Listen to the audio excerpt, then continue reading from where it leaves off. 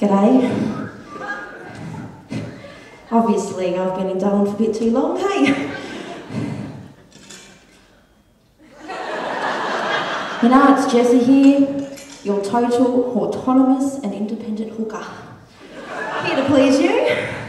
You know, it's damn tough being a hooker in Darwin. It's legal, but it's really hard to work legally. You know, what's the difference between a prostitute and a plumber? We both unblock pipes. You know what I love about comedy? It's actually recommended you have a couple of drinks before you start your job. It seems like the NT way. Well, who saw the NT news page? Cop done for DUI in police car. I know it's pretty stressful being a cop around, but you know, I think the next time you get pulled over, maybe you should use one of Jessie's lines. Hey constable, how about you blow first? Or maybe let's blow together. Now, thinking about cops, you know, I think they do a great job. Hey, let's clap for the coppers. They do an awesome job keeping the crime down. All those criminals. But you know the confusing part about being a sex worker? It's legal to be a sex worker in the Northern Territory, but we need to register with the Drug and Organised Crime Division. No, it's not like we're organised crime or anything. And also, when we advertise, we can't actually advertise what we look like. I can't say that I'm a brunette. I've got great tits and a great ass from cycling. But the personal attributes, we need to advertise with the police. We need to tell them what we look like. These are exactly the things that we can't advertise, including our natural hair colour.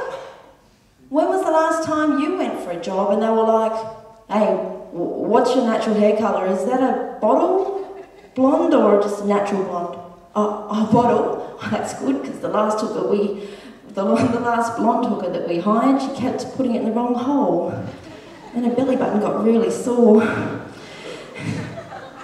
Now, the Northern Territory, we've got the highest STI rates in the nation. Now, I wonder how we can stop this. Maybe we should all close our eyes and imagine when the world can be taken over by whores. Now, I actually believe that I use the word whore in the most affectionate way possible. It's called reclaiming the word. Now imagine Australia would be called Australia, down south would be called South Australia, Queensland would be called Queensland, or Horseland, and Victoria would be called Hortoria. And of course, no one would be whored. They would all have all these paid orgasm all the time. It would be like Hortopia. The whole government would be led by organisers. And nationally, we could do what the government want to do with schools and hospitals.